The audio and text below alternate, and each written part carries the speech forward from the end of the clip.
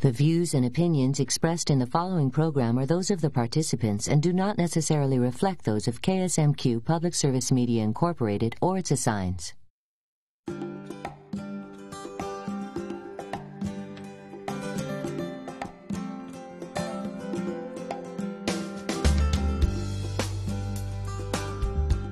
This week on Garden Connections, we're preparing a shopping list for a garden. Is your green thumb ready? Stay with us.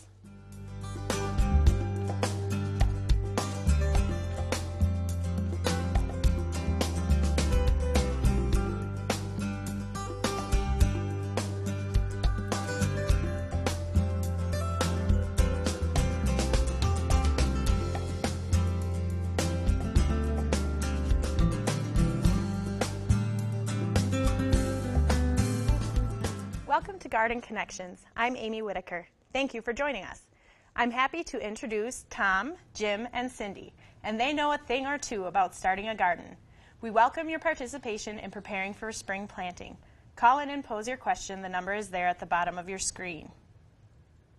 So, Jim, Cindy, and Tom, when we are looking at preparing a list of whether it be things we need to buy or things we need to do for our garden, where should we start? You need your cup of hot chocolate or coffee and your pencils and papers ready. So you got to start with that. Start with your pencil and paper. How about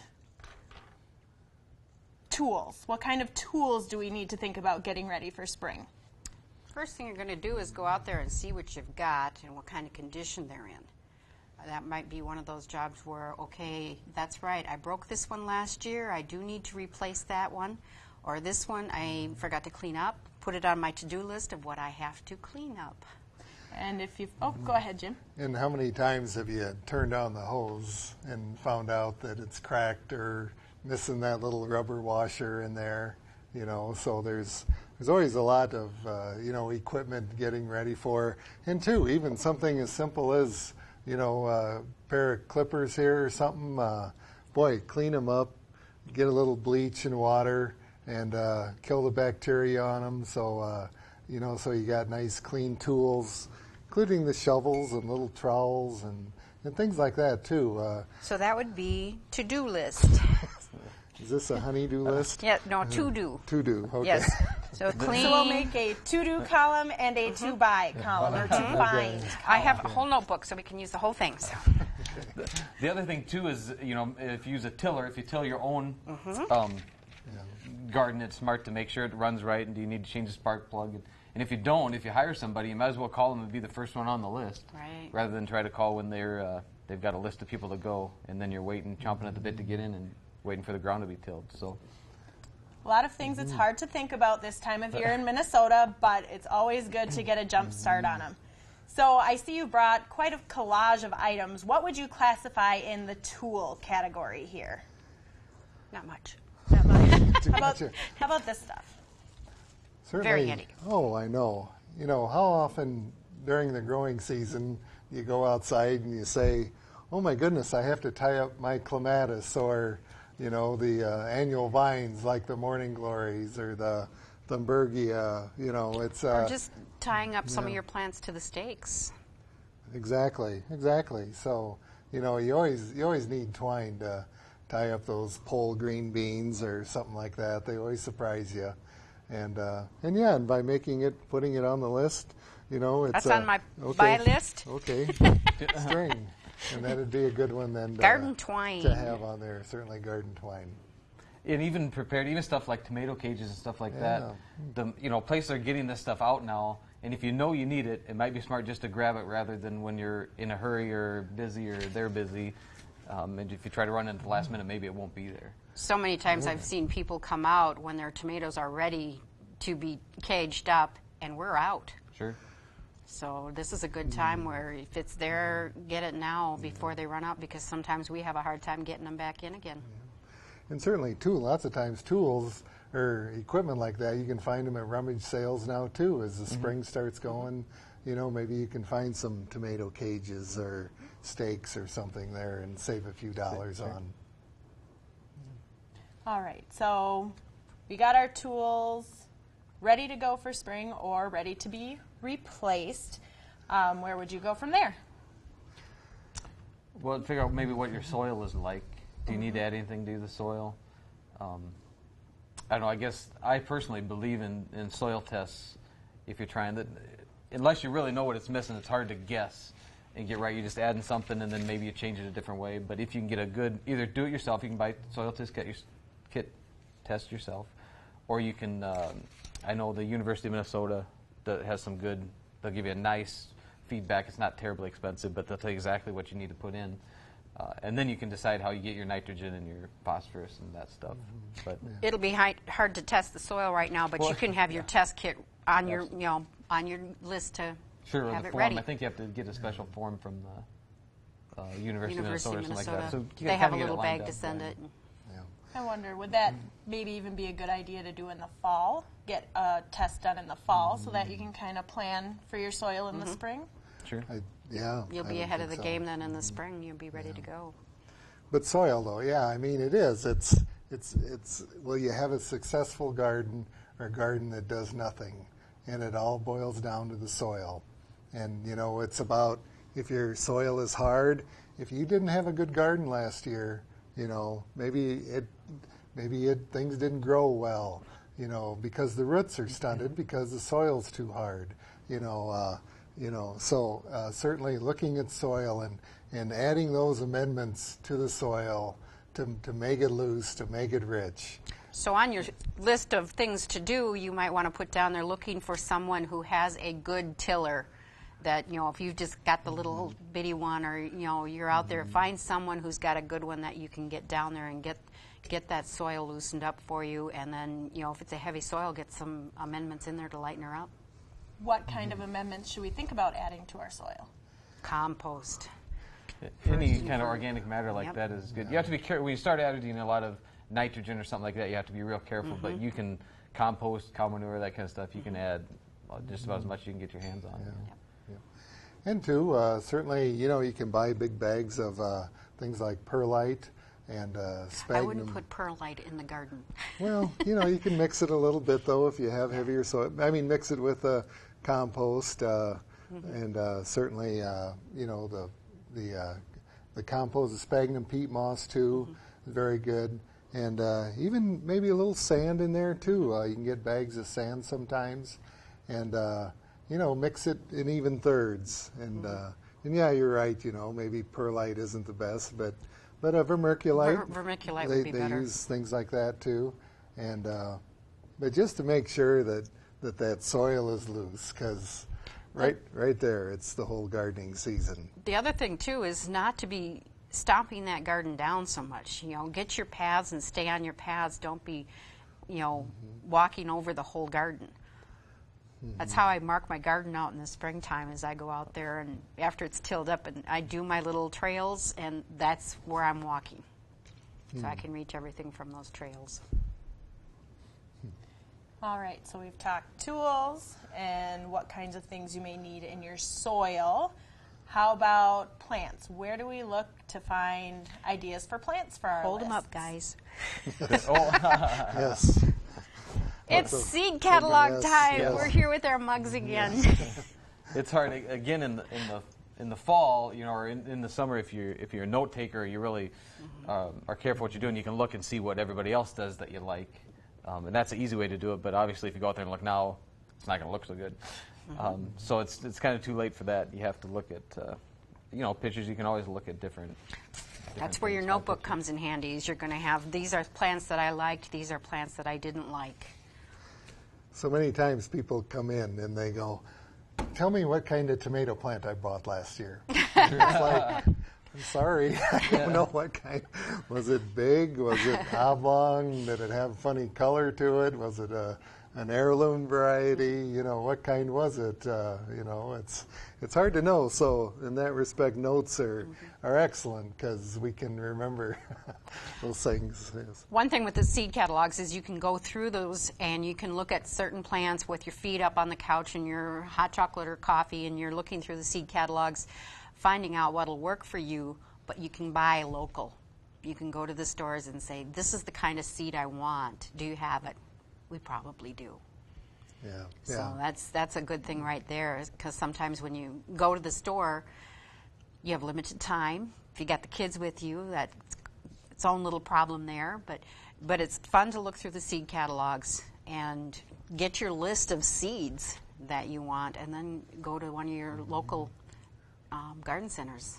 Sure. You can kind of check too. Sometimes these catalogs are from wherever in the country, and sometimes things look good, but maybe it's too hot here, or we don't have a long enough growing season, or our soil isn't quite right for that. So maybe it won't work just perfect here, but maybe there's something similar to that would work better in the area. That's one good thing too, to bring it out and to the store and say, I'm looking for this, and we can look at it and say, oh, this is going to work great out in California where this catalog came from, but we're in Minnesota. Yeah, I found that with the catalogs too. Sometimes, it looks really, really great in the catalog, and you get it home and you try it, and it just doesn't work out. And again, that's where your list comes in handy of what you liked and didn't like from the previous years. Yeah, and that's great. If you're trying something, especially if you're trying something you've never tried before, to write it down, because you won't know. I mean, if you've grown it for 10 years and you know it works great, you're probably going to remember what it is. Right. But if you're trying it this year, or, think ahead, which is hard, think ahead for next year, because you don't want to be disappointed 2 years in a row. And of course the garden centers. I mean, local people that talk to a lot of local gardeners, and we're always a wealth of information, I think, about things, and wanting to find out things too that work in our area. Oftentimes you're surprised about certain things that maybe grow, or that people have luck in growing in this area. So it's always good to shop local. Yeah, and it's never too early to do that either. Right. I mean, everybody is, certainly the garden centers are busier in, the second week of May, they're going to be really busy. So if you have questions, go in now and say, this is what I'm thinking about for when spring comes, and they'll have more time certainly they'll do their best to give you as much time as they can anyway, but they probably have a little more time now to get a little more in depth into your, whatever question you have. The other thing too is people, first of all, right where we're at right now in Austin, Minnesota, we're Zone 4. And that's a big thing to watch out for when you're buying seeds or anything from the catalog. But then watching, when can I plant these? And that's where another list comes in. Looking at your seed packets, it tells you, okay, if you want this, out here, you need to start it this many weeks before the last frost. So we need to know when the last frost is, which is about May 12th, 15th, somewhere in there. Yeah, I think usually about May 15th. Yeah. Usually Mother's Day is that little magic day. So. Yeah, and that's your list too. You can write down which things I'm going to grow from seed, which things am I going to buy the plants, and which ones do I want to start in the house or in the greenhouse that I have as plants of my own. Yeah. Because right now it's time to start peppers. Sure. I think 1st of March we always start peppers, but they're very slow growing. So now's the time, when you want to start them. But certainly it's hard to start peppers, the 1st of May, like you say. Yeah, you just won't catch up. You wouldn't catch up in the season. So so it's always good to watch out for those things. So if we're talking about getting our seed in early, getting our list made and our seeds ordered, and these things that we need to start inside early, how do you go about doing that? What do you need to start seeds in your home? Yeah, well, it's a fun one. People love to try it, and it's a great project. With kids, and certainly you get the experienced gardeners in there too, who have been doing it for years, and it's always fun to listen to them.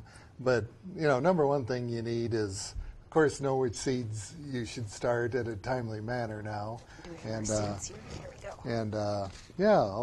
like we were talking, now's peppers, but get your soilless mix, or your seed starter mix. There's no dirt in it, and so many times people will say, "Oh, my plants came up so nice," and then they just turned right over, and it's probably because of soil dirt that they used instead of a real light soilless mix.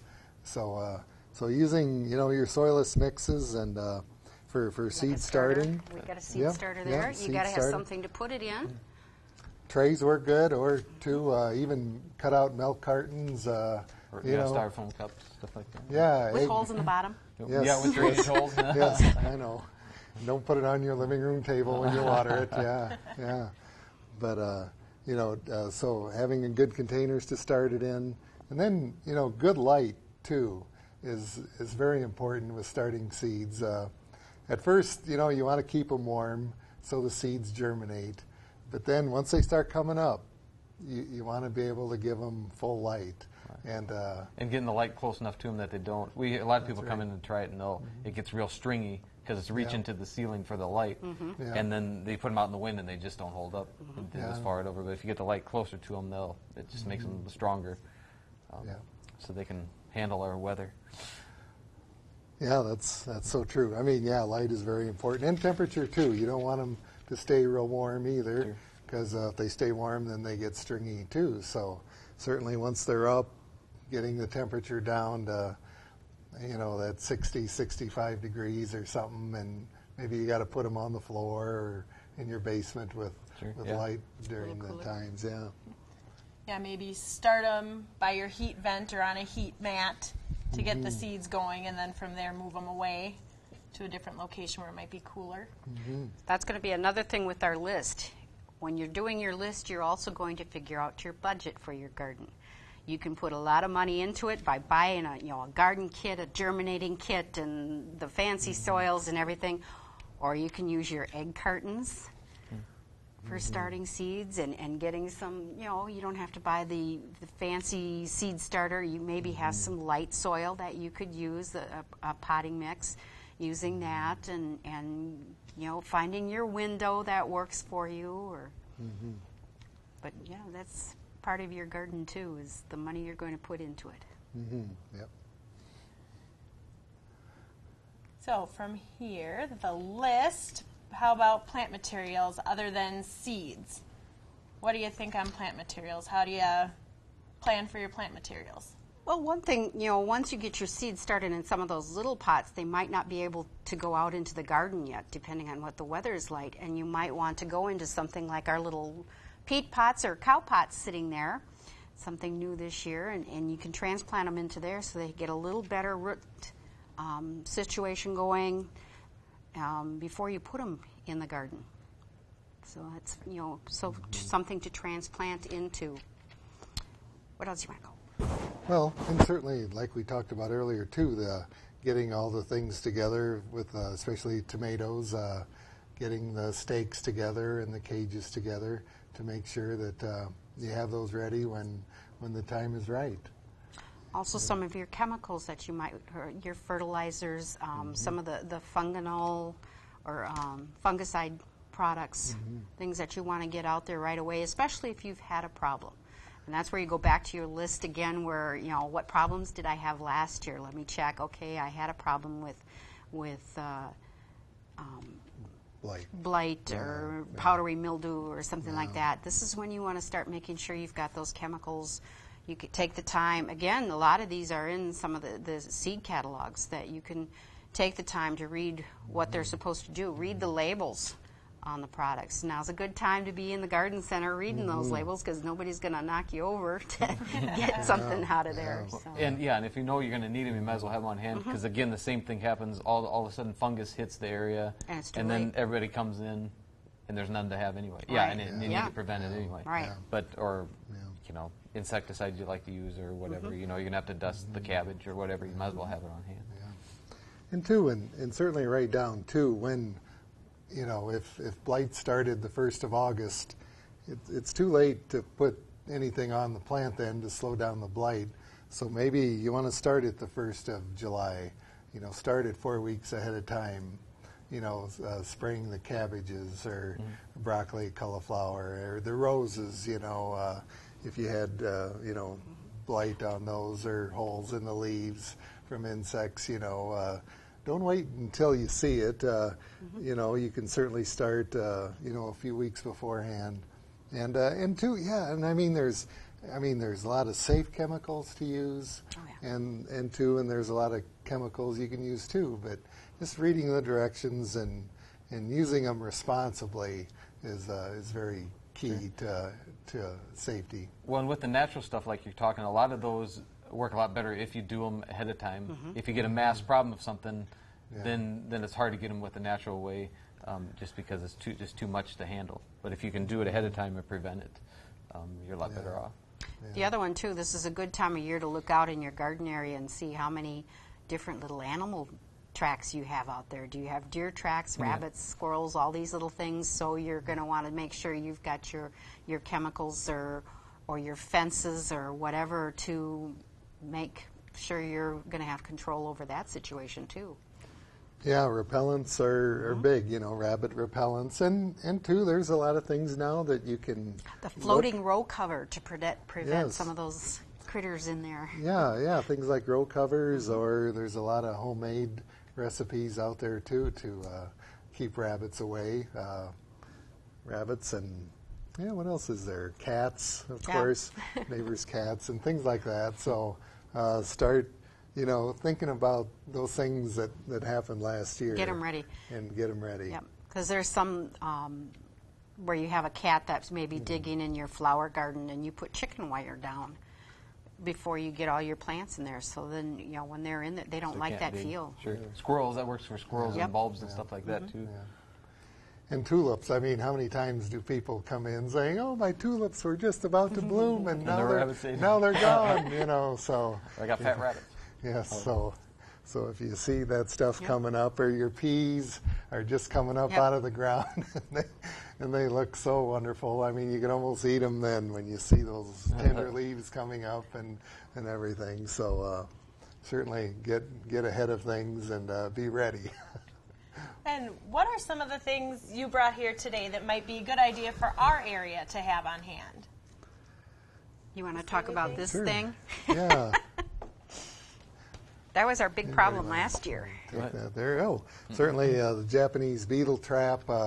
One thing, it was, when was that? About the 1st of August last summer? Right in August and we had quite an infestation of Japanese beetles in different parts of the state. Some parts didn't have much at all, but we had some problems around here. And, it's a safe trap and a lure that you put in there, and it can keep them off your tender vegetables and roses and things like that. Do you know when the larvae hatch out? Larvae usually hatch out, I believe... Is it June? July?